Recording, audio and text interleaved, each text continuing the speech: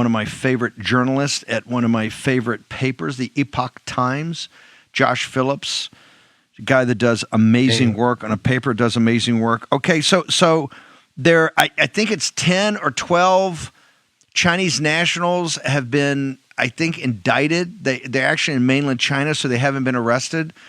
And they're hackers. In one of the institutions they're hacking and doing constant cyber attacks is our beloved Epoch Times. Josh Phillips, unpack that for us. What in the hell's going on? Well, geez, I mean, we were kind of surprised to find out, too. I mean, at Epoch Times, we get a lot of cyber attacks. We are aware of it. What is interesting with this is, a dozen Chinese nationals have now been indicted by the FBI. About 10 of these, 8 of them are with a private company called iSoon. And apparently this was like a mercenary company that the CCP was hiring. They're hackers for hire, and they would charge the Ministry of Public Security, which is like one of their big spy branches. They would charge them for every email they breached or every cell phone they breached and so on. The Ministry of Public Security, 2 of them were indicted on this.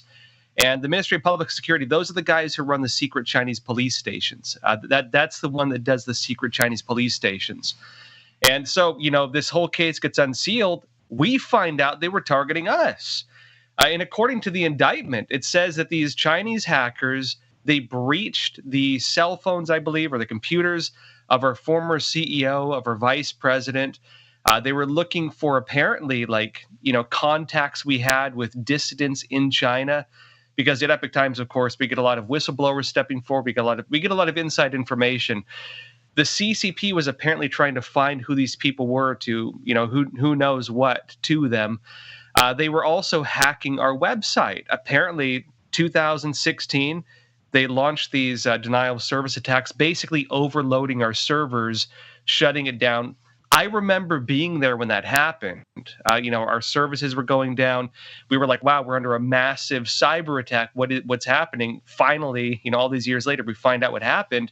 Turns out we were under attack by the CCP, which we expected at the time as well.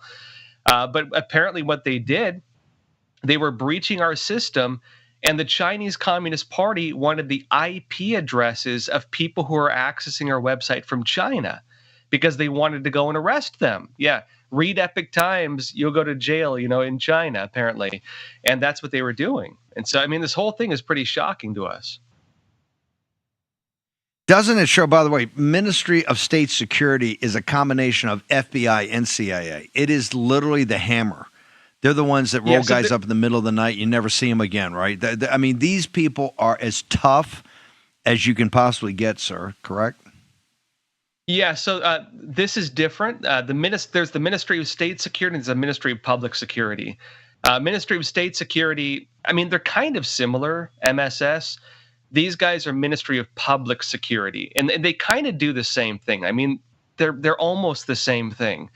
But they do a lot of things that overlap as well. Like Ministry of State Security, those were the guys who were doing when they had Operation Fox Hunt, and they had Chinese Communist Party agents who were hunting down people in the United States and, bringing them back to China, threatening their families, forcing them to commit suicide.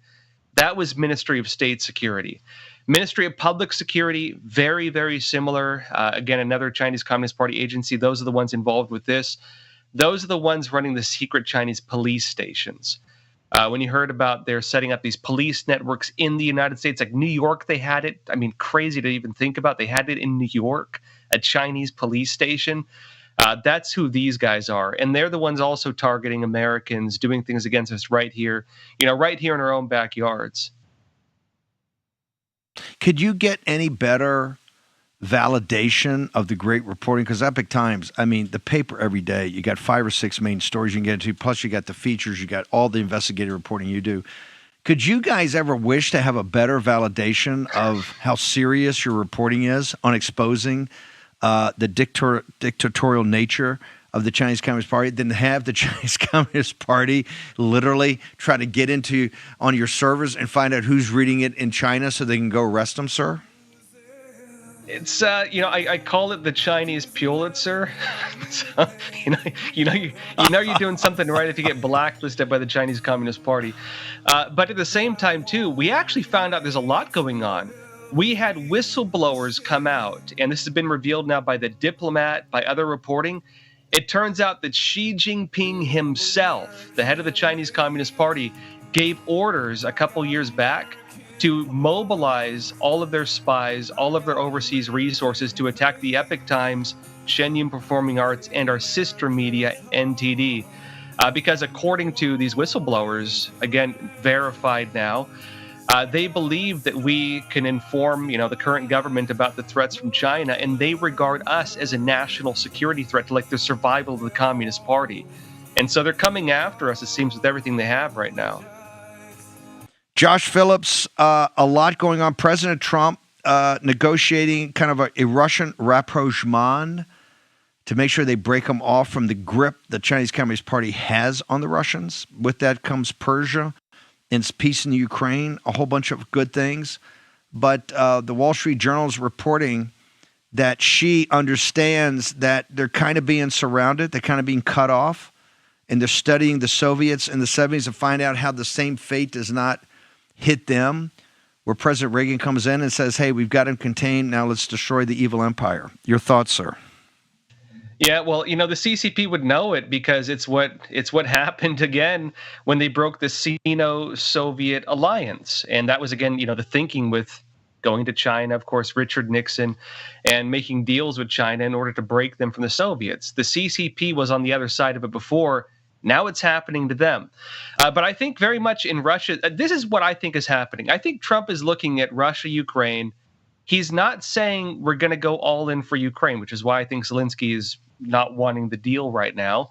But I think strategically, Trump understands that a Russia pulled away from China would be good for the United States. It would be good for trade. It would be great for the economy. Frankly, maybe even good for just values.